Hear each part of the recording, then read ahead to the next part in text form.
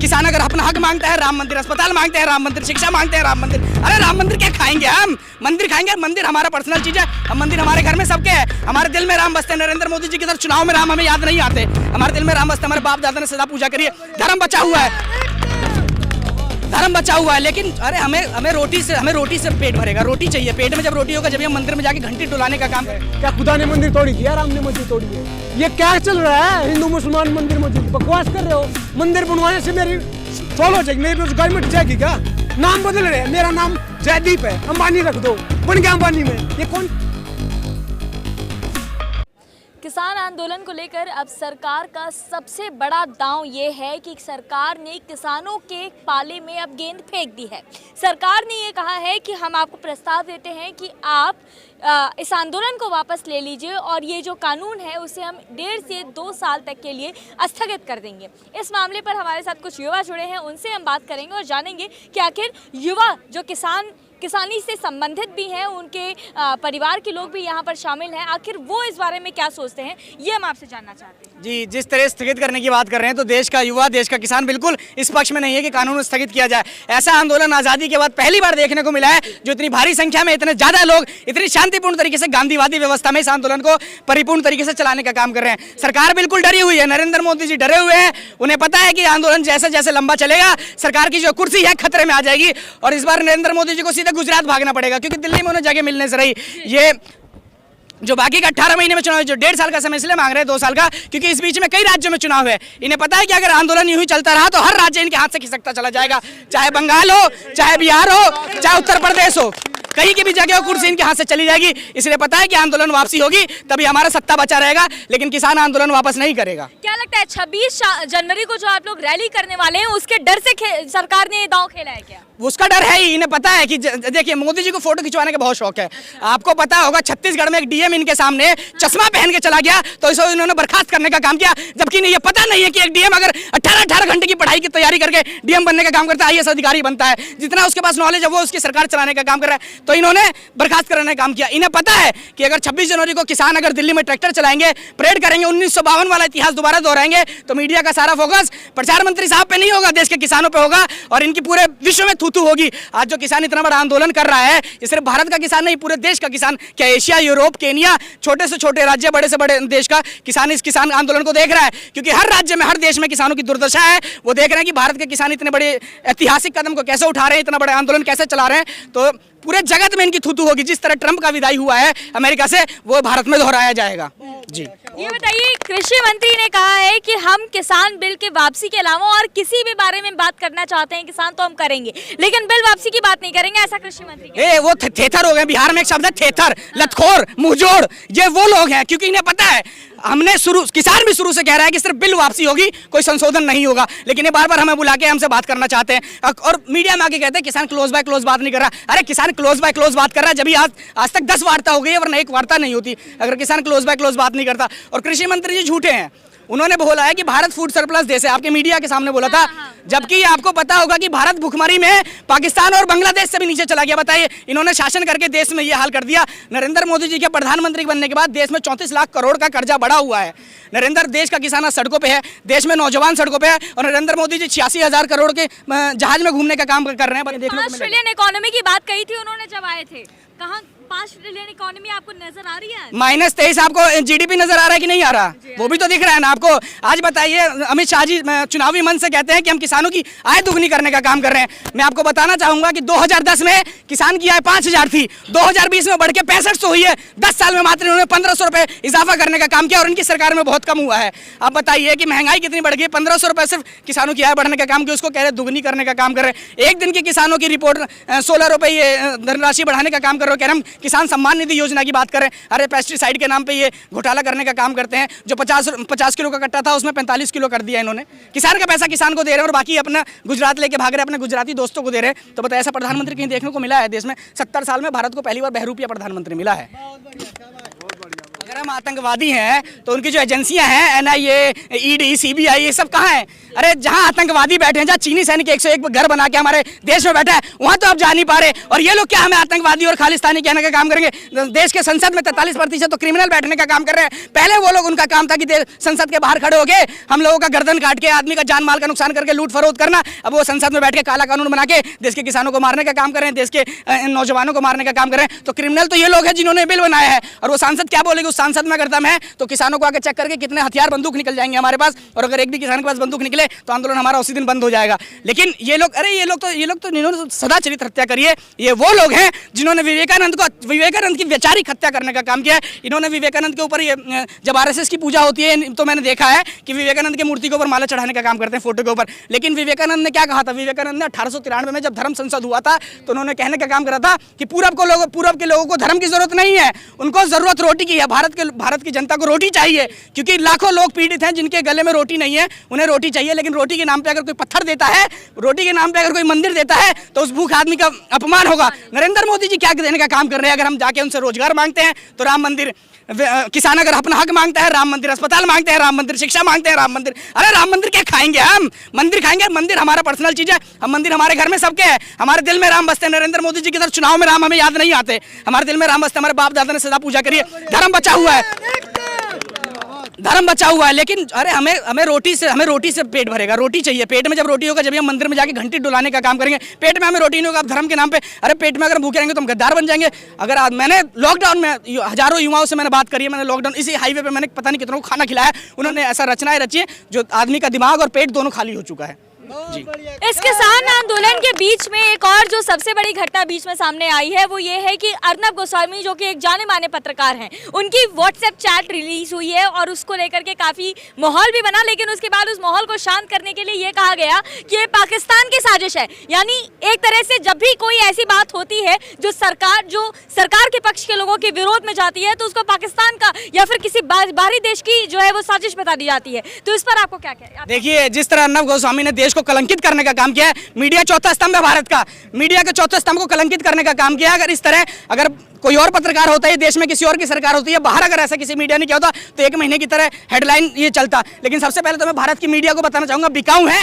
और रही बात अर्नब गोस्वामी ने जिस तरह देश को कलंकित करने का काम किया है, एयर स्ट्राइक का मामला, जो देश का इतना बड़ा मामला था, जो सिर्फ 5 लोगों को पता था, प्रधानमंत्री, गृह मंत्री, ये वायुसेना के डिफेंस और 2 जनों को और पता था, लेकिन अर्नब गोस्वामी को पता है 3 दिन पहले, जो आज एयर स्ट्राइक होने का काम कर रहा है। अरे उसे शर्म से डूब के मर जाना। हमारे पुलवामा में 40 सीआरपीएफ जवान शहीद हो गए और वो कह रहा है इससे हमें फायदा हुआ है। अरे हमारे देश के जवान मर रहे हैं और इससे फायदा हो रहा है। इससे बड़ा कलंकित पत्रकार देश में कौन है? और अगर ये किसी और के साथ होता। अच्छा, एक बात बताइए, अगर अर्नब गोस्वामी को एयर स्ट्राइक का पहले से पता है तो नोटबंदी के बारे में साहब के दोस्तों को पहले से नहीं पता हो सकता? इसका क्या मतलब अनुमान है? अगर अर्नब गोस्वामी को पता है, ये तो वो लोग हैं जिन्होंने बुलेट ट्रेन का सपना दिखा के भारतीय रेल बेच दिया, तो कृषि कानून का सपना दिखा के हमारे खेत नहीं बेच देंगे। इसी सवाल के साथ हम आपके पास आना चाहते हैं। आप भी युवा हैं और समझते हैं कि किसान आंदोलन आखिर अब क्या रुख लेने वाला है। जैसा सरकार ने एक दांव खेल दिया है, सरकार ने कहा है कि 1.5 से 2 साल के लिए हम इसको स्थगित कर देते हैं। तो आप युवा होने के नाते इस बारे में क्या राय रखते हैं? किसी ने कहा कि हार हो जाती है जब मान लिया जाता है और जीत होती है जब ठान लिया जाता है। हम ठान गया है, यहाँ पे मर जाएंगे, मिट जाएंगे। जमीनें दांव पे लगी है ना, रोजी रोटी है सवाल, क्या करेंगे वहाँ जाके? जमीनें बेचने जा रहे हैं। रही बात है कमेटी की बात की, कमेटी किस लिए बनाई जाती है? बीच का रास्ते के लिए। हमने तो पहले ही बोला बीच का रास्ता चाहिए ही नहीं, ये कानून जहर है। जहर कैसे? ये बोल रहे हैं 1 गिलास जहर का, क्या बोले कि 2-3 चम्मच निकाल देंगे, संशोधन कर देंगे। अब आप मुझे ये बताओ, 1 चम्मच हो, 1 गिलास हो, 1 बाल्टी हो, जहर तो जहर होता है, खाते ही डेथ होती है। मिर्जा गालिब ने कहा था कि लिख जला जो जिस्म दिल भी जला होगा, कुरेदते हैं राख, ये जुस्तजू क्या है? ये क्या तरीका है? ये राख कुरेद रहे हैं। एनसीआरबी की रिपोर्ट भी बताती है एनुअली 12,500 किसान सुसाइड करते हैं। 1995 से 2015 तक 3 लाख किसानों ने सुसाइड की है, एनसीआरबी की रिपोर्ट बताती है। तो इधर राख भी कुरेद रहे हैं, फांसी ले चुका किसान कि कुछ बचाना हो जी मार से। अरे शर्म करो सरकारों। मैं क्या बोलना चाह रहा हूँ, ये बकवास करें टोटली। पहला कानून क्या बोलता है? एपीएमसी से बाहर बेच सकता अपनी फसल को, प्राइस डिस्कवरी होगी। 85% किसान इस देश के समान मार्जिनल हैं, जिसके पास 5 एकड़ से कम जमीन है। 70% किसान ऐसे जिसके 2 एकड़ से कम जमीन है। आप मुझे बताओ, 2 एकड़ वाला अपनी फसल हरियाणा, पंजाब, यूपी से लेके तमिलनाडु, केरला बेचेगा, अमेरिका, लंदन बेचेगा? कौन सा लॉजिक है? कौन सी रैशनलिटी है? कॉन्ट्रैक्ट फार्मिंग दूसरा कानून क्या बोलता है? उसके सेक्शन में लिखा है क्वालिटी, ग्रेड एंड स्टैंडर्ड। समझ रहे हो बात को? अब पहले लिखा जाएगा कॉन्ट्रैक्ट में कि चना इतना मोटा होगा, इतना पतला होगा, ऐसा कलर होगा। वो अब मुझे ये बताओ, ये खुला आसमान, उसके नीचे फसल पैदा होती है, अब बाढ़, सूखा पानी, आंधी तूफान सब कुछ उसको असर करता है। मशीन तोड़ाना के अंदर से निकला बिना डिफेक्ट के निकल आएगी, कौन सा रेशनलिटी है? समझ रहे हो? ये तो वही बात होगी ना कि पानी वाला जहाज उड़ेगा। हम बोल रहे हैं किसान सर उड़ता नहीं तैरता है, मोदी क्या बोले? नहीं भाई उड़ेगा। समझ रहे हैं? उड़ रहा है ना, ये मर रहे हैं लोग। तीसरा कानून क्या बोलता है? एसेंशियल कमोडिटी एक्ट, उसमें संशोधन किया है, स्टॉक लिमिट हटा दिए हैं। बोला क्या कि किसान होल्ड कर सकता है। किसान के बारे में किसी ने कहा कि छत टपकती है उस किसान की, लेकिन फिर भी वो बारिश की दुआ करता है। उसके सिर पे छत नहीं है, वो फसल के लिए छत कहाँ से लाएगा? समझ रहे हो? ये होल्ड करेंगे। अडानी अंबानी अपनी गोडाउन बनाने लगे, नौलथा पानीपत में गोडाउन बनाने लग रहे हैं। वो 20 रुपये में प्याज खरीद के 200-300 रुपये किलो बेचा जाएगा, सबको लूटा जाएगा। ये बोल रहे हैं ना किसान दंगाई है, रोक के बैठे हैं, इसको तो सबकी जेब पर असर पड़ेगा, महंगाई बढ़ेगी ना। रात इंदौर जी ने कहा था कि लगेगी आग तो आएंगे कई घर जद में। यहाँ पे सिर्फ हमारा मकान थोड़ी है, ये तो सब लपेटे में आएंगे। ये मत सोचो किसान की बात है, ये सबकी कंज्यूमर की बात है। महंगाई बढ़ेगी। मैं हरियाणा से हूँ, आप सोयल का मुद्दा उठाया। आप मुझे बताओ, जमीन नहीं रहेंगे, पानी में डूब के मरना क्या? जमीन के लिए तो पानी चाहिए, खेती के लिए। किस लिए चाहिए पानी? आतंकवादी खालिस्तानी बोलते, कार्रवाई क्यों नहीं करती? उसके पास है ना, भाई ने बोला ना, सारी एजेंसियां काम करे, दिल्ली पुलिस के अंडर है, दिल्ली की सीमा बैठे, कार्रवाई करे, निकाले, मारे गोली। कौन मना कर रहा है? प्रशासन मना कर रही है ना कि रैली नहीं निकालना है, फिर क्यों नहीं मान रहे हो? कहाँ से मना कर रही है? पीसफुली प्रोटेस्ट करे ना, और क्या है? रैली जो 26 तारीख को रैली निकालनी है उसको प्रशासन ने मना अभी तक नहीं किया है। मतलब दिल्ली पुलिस को सुप्रीम कोर्ट क्या बीच में बार बार आ रही है? आप मुझे बताओ, कमेटी किस लिए बनाई जाती है? बीच के रास्ते के लिए। बीच का रास्ता चाहिए ही ना, में तो रज चाहिए, पहले बोल चुके हैं। सुप्रीम कोर्ट जुडिशरी बोलते हैं, उसको जज करना काम होता है, न कि लॉ बनाना। लॉ मेकिंग पार्लियामेंट का होता है, MLA MP बनाते हैं। मैं डिवाइड एंड रूल के बारे में कहना चाहूंगा। ये हिंदू मुसलमान मंदिर मस्जिद करते हैं कि बांट दिया इस धरती को, क्या चांद सितारों का होगा? नदियों के कुछ नाम लिखे, बहती धारों का क्या होगा? शिव की गंगा भी पानी है, अब जमजम भी पानी है, मुल्ला भी पिए, पंडित भी पिए, पानी का मतलब क्या होगा? उन फिर का प्रश्नों से पूछो, क्या सूरज अलग बनाओगे कि हमेशा से सबकी क्या अभी नहीं बनाओगे? नस्लों का जो करे बंटवारा, नस्लों का जो करे बंटवारा, रहबर काम का डोंगी है। क्या खुदा ने मंदिर तोड़ी थी या राम ने मस्जिद तोड़ी है? ये क्या चल रहा है? हिंदू मुसलमान मंदिर मस्जिद, बकवास कर रहे हो। मंदिर बनवाने से मेरी सोल हो जाएगी, मेरी बेरोजगारी मिट जाएगी क्या? नाम बदल रहे हैं, मेरा नाम जयदीप है, अंबानी रख दो, बन गया अंबानी में। ये कौन सी बात है? नाम बदलने से शेक्सपियर ने कहा था what is in the name, नाम में क्या रखा है? शेक्सपियर ने कहा था, ये नाम बदल रहे हैं, समझे? बकवास कर रहे हैं। 40 क्या बोल रहे हैं, 1991 में इकोनॉमी खोला था LPG के थ्रू, और क्या बोले वही मूवमेंट एग्रीकल्चर के लिए बता रहे हैं। उसके कारण ऑक्सफैम की रिपोर्ट आती है, इकोनॉमी का LPG के कारण 1% के पास देश का 60% धन है, 10% के पास देश का 90%। हम कहाँ हैं? हम कारखाने लगाएंगे, इंडस्ट्रियल लगाएंगे, हम कहाँ हैं? आपको तो आत्मनिर्भर बना दिया मोदी जी। हाँ बना रहे हैं ना, घूम रहे हैं ना, मर रहे हैं ना लोग, बना दिए ना, ताली बजा रहे हैं, ताली बजा रहे हैं। और क्या कर रहे हैं? ये तो है कोरोना, गो कोरोना। और रामदास अठावले जी एक मजाक बना रखा है रामदास अठावले पर पार्लियामेंट में, गो कोरोना। ये कोई बात है क्या? गीत गा रहे हो क्या? हमारी वोट ले, काम की बात करो ना। बकवास कर रहे हैं, गोबर मूत्र की बात करते हैं, खेती किसानी की बात करो, काम की बात करो, मन की बात क्यों करते हो? रोजी रोटी, कपड़ा, मकान, शिक्षा, स्वास्थ्य, बिजली, पानी, सड़कें की बात करो ना। क्या होता है ये मन की बात? विकास नहीं हुआ, विकास की तो बात कही थी ना मोदी जी ने जब आ रहे थे तो। हाँ, उसका वेट कर रहे हैं, होगा तभी। अडानी जी भी, सॉरी आडवाणी, 24 तक तो वेट करिए कम से कम। कब तक है? 24 तक तो वेट करिए। 2024 तक है तो कर ही रहे हैं। हो रहा विकास, मर रहे ना लोग, यही तो विकास है। देखिए, नाश करने वाले हैं, मैं क्या बोल रहा हूँ, ये बेचने वाले हैं। हर डेली रेप हो रहे हैं। निर्भया रेप केस हुआ था 2012, वर्मा कमेटी गाइडलाइन आई थी, आज तक लागू नहीं की। राम राज्य नहीं आया क्या? वही तो राम राज्य है। कहीं हाथरस, हैदराबाद, हर जगह रेप होते हैं, हालात बदलते हैं, जगह बदलती है, हालात नहीं बदलते। ये 2 साल के लिए स्थगित कर दिया, तो अब तो किसान को मान लेना चाहिए कम से कम। नहीं, मैं क्या बोल रहा हूँ, होल्ड का क्या मतलब होता है? सस्पेंड का क्या मतलब है? एक तरफ कर दो ना, 1.5 साल की, 2 साल, 3 साल के लिए बिल्कुल वापस करो ना। कमेटी बना रहे हैं, कमेटी मैंने बोला ना 2005 में स्वामीनाथन की रिपोर्ट आई, उसकी आज तक रिपोर्ट लागू नहीं हुई है। कोठारी कमीशन ने बताया था 1960 के दशक में, बोला था एजुकेशन पे GDP का 6% खर्च किया जाएगा, आज तक नहीं हो रहा, 3% हो रहा है। कमेटियां तो बहुत सालों चलती है, सबको पता क्या होता है कमेटी में। बकवास कर रहे हैं, कमेटी को मीटिंग चाहिए, रद्द चाहिए, बोला ना ठान क्या है। मैं खत्म करना चाहूंगा, क्योंकि भगत सिंह को मैंने ये भगत सिंह को याद करें, हम बात को खत्म नहीं करते। पीयूष मिश्रा ने कहा था कि वो काम भला का काम हुआ जिसमें भगत चंद्रशेखर आजाद ना हो, और इश्क भला गया इसको भगत सिंह की याद ना हो। भगत सिंह की याद ना हो, बात को खत्म कर दे, ऐसा नहीं होगा। भगत सिंह ने कहा था कि लिख रहा हूँ अंजाम जिसका कल आ जाएगा, मेरे खून का एक कतरा इनकलाब आएगा। जोर से बोलना है, क्योंकि उसी भगत सिंह ने कहा था कि गूंगे बहरों को सुनाने के लिए धमाका जरूरी होता है। ये धमाका हमारी आवाज है, पार्लियामेंट तक आवाज जानी चाहिए। इंकलाब इंकलाब इंकलाब इंकलाब। जय हिंद, जय भारत। देखिए मामला, भाई सुनो एक मिनट, बात सुन लो। सारे ही तमाशा क्यों हो रहा? रामपाल सारे गांव में नु कहता फिर रहा मेरा लड़का होगा, मेरा लड़का होगा, मेरा लड़का होगा। सारे गांव में सब चाची ताई भाई भाई नानी पुप्पी सब ने पूछ, रामपाल तेरा लड़का कैसे होगा, तेरी तो शादी भी नहीं हो रही। बोले जी लड़के की बात कहेंगे जी भी तो ब्याह कोई करवाएगा। प्रधानमंत्री जी ने कहे किसानों की आय दुगनी होगी, दुगनी होगी। अरे कानून जब स्वामीनाथन आयोग की रिपोर्ट नहीं है तो आय दुगनी कैसे होगी? जब एमएसपी की गारंटी नहीं है, कानून नहीं बनना तो किसानों की आय दुगनी कैसे होगी? जब ट्रैक्टर पर 28% की जीएसटी है तो किसानों की आय दुगनी कैसे होगी? जब 4.5% की सब्सिडी पे भी अब जब 12% लोन जो केसीसी बन रहा है जब उसका भी 12.5% बढ़ा दिया तो किसानों की आय दुगनी कैसे होगी? यू रामपाल बना जो हांड रहा है माननीय प्रधानमंत्री जी, ऐसे किसानों की आय दुगनी नहीं होगी ना ऐसे बालक पैदा होते। ये सपना जो दिखाया जा रहा है, स्वप्न वाला जो भारत चल रहा है, यू भारत अब हकीकत पर बॉर्डर पर आ गया है। सरकार कर रही है प्रैक्टिकल।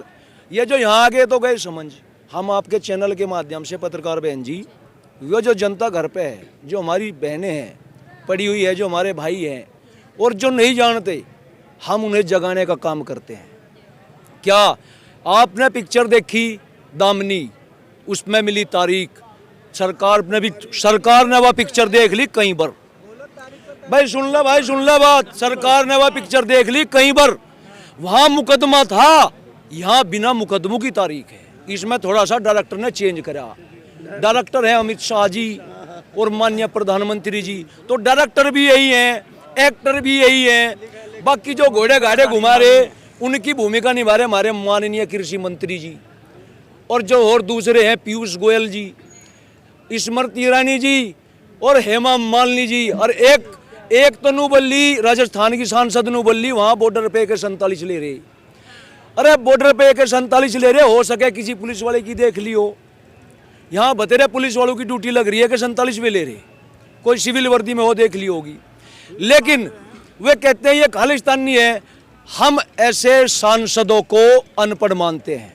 आज का जो नई जनरेशन है, ऐसे सांसदों को हम अनपढ़ मानते हैं। क्यों मानते हैं? भाई हमने सरकार चुनी अच्छे लोगों के लिए, पढ़े लिखे लोगों के लिए, और उसमें बयान दे रहे कैसे अनपढ़ वाले, तो हम उन्हें अनपढ़ मानते हैं। ऐसे सांसदों का इस सरकार में ना पिछली में ना अगली में कोई काम नहीं है। आप इन्हें उतार दो, नहीं तो ये आपका भट्टा बैठा देंगे तो एक बात होगी। अब इसे शॉर्ट कर दूं, कोरोना सरकार की वजह से कोरोना आया है, और नहीं तो एयरपोर्ट सील हो जाते। इस देश में कोरोना का फुप्पा के, कोरोना की सुई नाम की चीज नहीं आवती, मुश्सी नहीं आवती। इस देश की मुश्सी को कोरोना नहीं होता अगर एयरपोर्ट सील कर देते। जब एक अर्नव गोस्वामी को नू पता स्ट्राइक होनी 3 दिन पहले, तो क्या सरकार अर्नव को नू नहीं बारा? इसमें कोरोना लग रहा, अर्नव को नू नहीं बारा, अब हमला हो लग रहा, सब शहीद हो लग रहे। इन्हें सारी इंफॉर्मेशन पहले है, ये प्री प्लानिंग है। कोरोना लाया गया है, उसके बाद प्रैक्टिकल हो गया। कैसा प्रैक्टिकल करा इन्होंने प्रैक्टिकल ऐसा करा, जब देश में आपातकालीन स्थिति आती है, इन बड़े जो व्यापारी है प्रैक्टिकल करके ये देखा गया है कि हाँ शॉर्ट में ही पूछा रहा, आपातकाल में लोग कैसे जिएंगे। तो किसानों ने घर घर से अनाज पहुँचाया, भूखे को भोजन करवाया, तो इनका दिमाग ना काम करा, भैया व्यापार नहीं हो पाने का। जब आपातकाल में भी आदमी रोटी मिल रही है, ऐसी व्यवस्था करो जो आपातकाल में हमारे से रोटी ले, हम अपने पैकेट उन्हें दे। इसीलिए ये कानून आया है। लेकिन हम जो क्या लोग हैं, ये सरकार को पता नहीं। हम ऐसे लोग हैं, हम ये तो मातृभूमि के लिए मरना जानते हैं, मिटना जानते हैं। जब जब समय आया है हमने अपनी परवाह नहीं की और हमने अपनी शहादत दी है। ये इतिहास गवा रहा है। हम फिर भगत सिंह बनेंगे, चाहे कुछ भी हो। पहले बने थे, अब फिर बनेंगे। लेकिन पाखंडियों के, व्यापारियों के निजीकरण के हाथ में हम देश नहीं देने देंगे। देश बिकने ही नहीं देंगे। देश बेचने वाले को ही बाहर का रास्ता दिखा देंगे, चाहे आहुति कितनी देनी पड़े। जय जवान, जय किसान।